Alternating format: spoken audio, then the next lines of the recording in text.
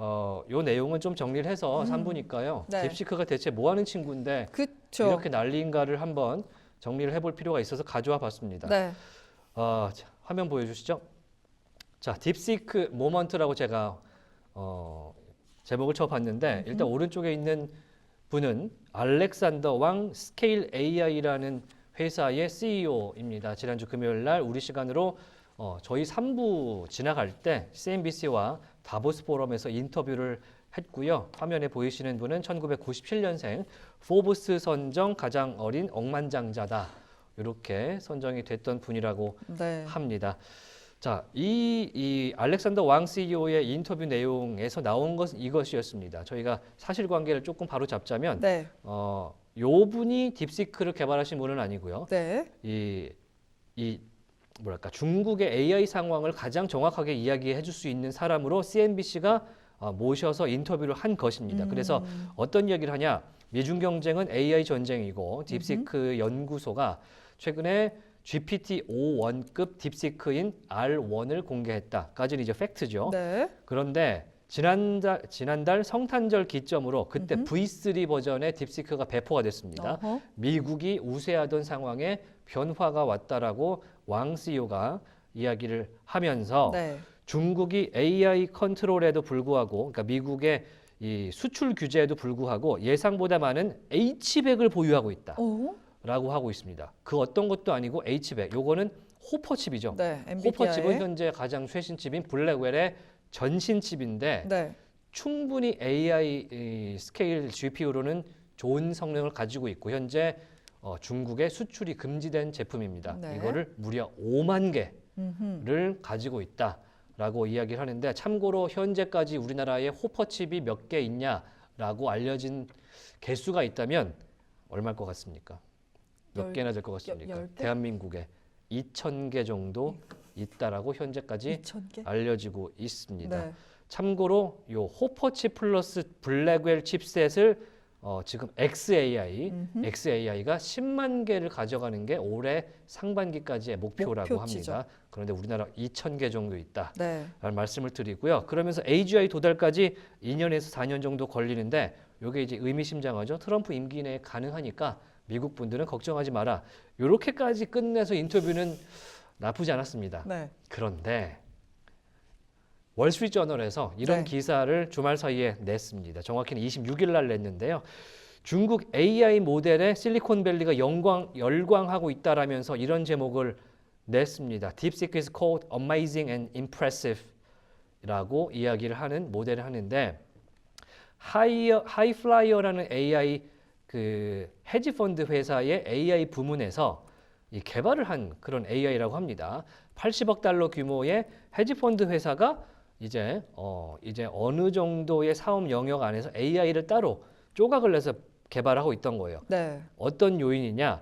원래는 이 헤지펀드니까 돈 버는 투자사잖아요. 그렇죠. 그래서 코인 채굴을 해서 돈을 벌어볼까 하고 비트코인이라든지 알트코인 채굴 가능한 POW 방식의 토큰들을 채굴을 하고 있었는데 이제 그때 유명했던 것이 A100이라는 엔비디아 칩셋입니다. 네. 이게 이제 채굴 GPU로 엔비디아에서 굉장히 돈을 많이 벌었던 GPU인데 무수히 많이 샀다가 그게 잉여한 거예요. 남아둡니다. 이걸로 개발을 시작했다는 거예요. 그리고 나서 문제는 뭐냐? 지금 최신 훈련 모델 요게 R1이죠. 아까 저랑 얘기했던 굉장히 자신만만했던 그 모델이 R1인데 훈련 비용이 560만 달러밖에 안 된다.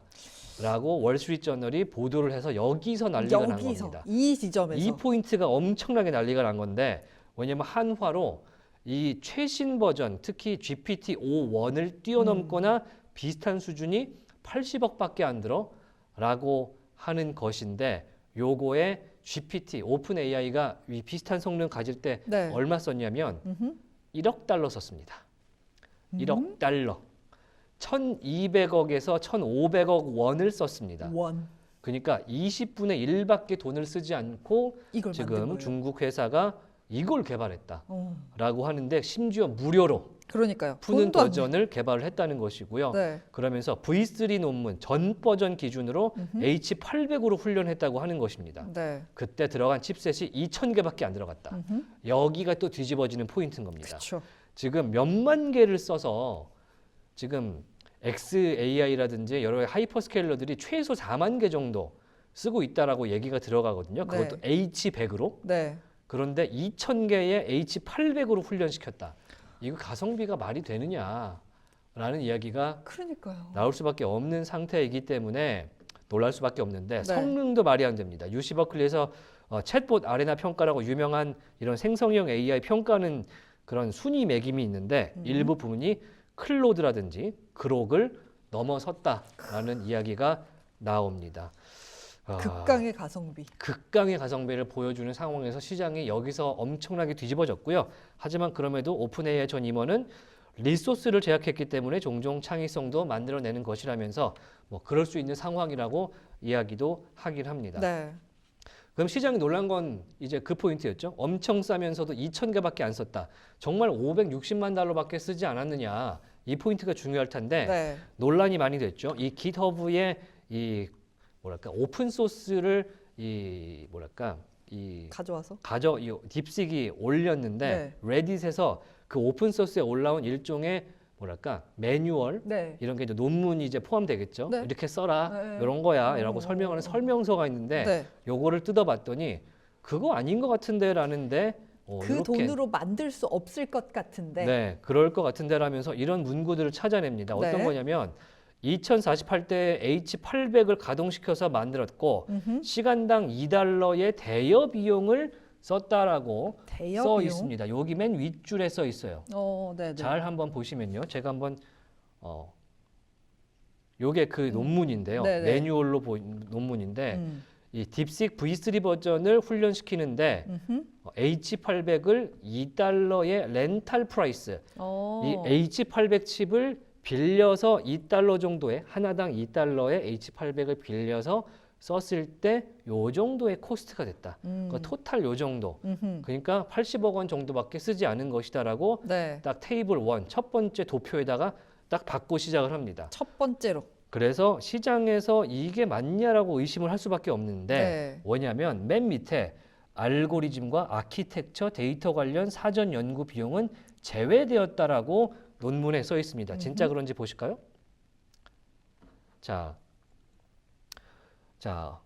aforementioned cost includes only the official training of DeepSeek V3, excluding the cost of 앞선 리서치, 그 다음에 선행 연구와 아키텍처, 알고리즘, 데이터 관련된 것들은 excluding 포함되지 되었다라고 않았다. 논문에 쓰여 있다는 것도 확인이 되는 것이죠. 네. 그러다 보니까 이게 빌린 걸로 쳤는데 네. 생각해 보면 이 2048개의 H800을 샀다고 쳐보자. 그렇죠. 그러면 이게 4천만 달러까지 뛴다는 거예요. 뭐 너무 말이 안 되는 차이네요. 그렇죠. 구입을 했을 때 구입 비용만 4천만 달러가 드는 것이고 제외됐다고 했던 비용은 여기서 플러스 알파겠죠. 그렇죠.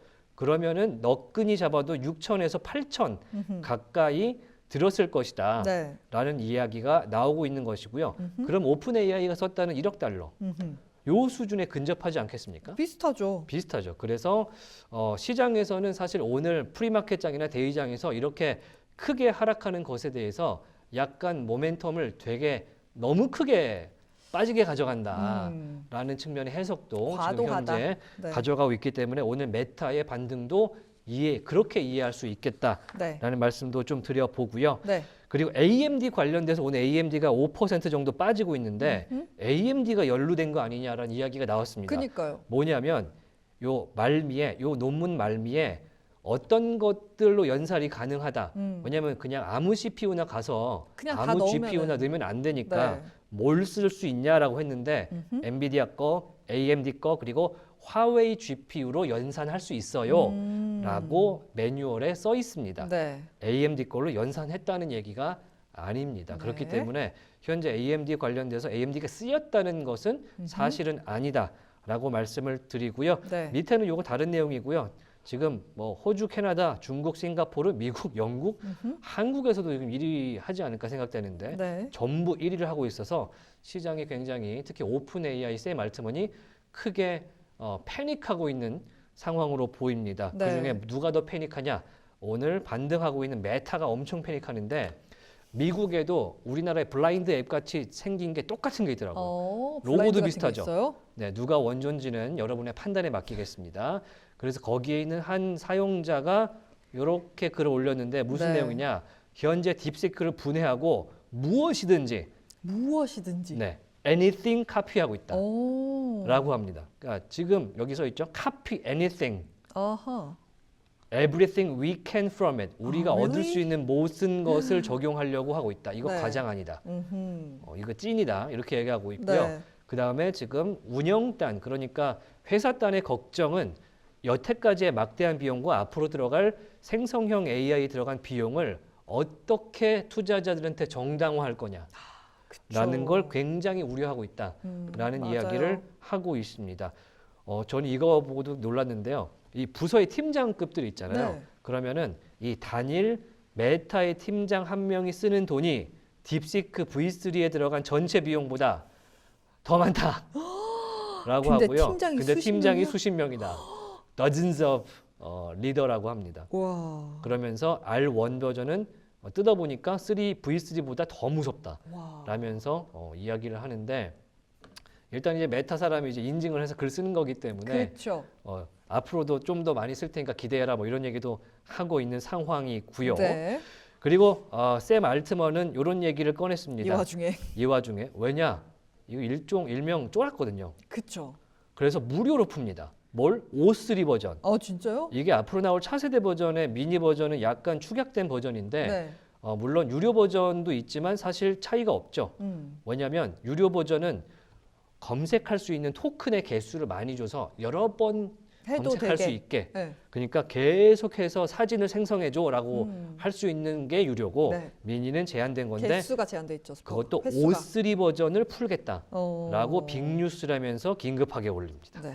그래서 지금 그러네요. 빅뉴스네. 시장에 상당히 네. 긴장감이 맴돌고 있는데 이 두 업체의 차이점이 있습니다. 네. 메타가 오늘 왜 오르냐? 여기는 오픈 소스예요. 메타가 개발하고 있는 생성형 AI는 라마라고 하죠. 요거 오픈 소스로 저커버그가 푼다고 이야기를 했습니다. 네. 뭐냐? 누구라도 다운받아서 다. 우리가 도움되게끔 계속 개발할 수 있다라는 것이고요. 여기서 개발하고 있는 것은 이름은 오픈 AI지만 오픈이 되어 있지 않죠.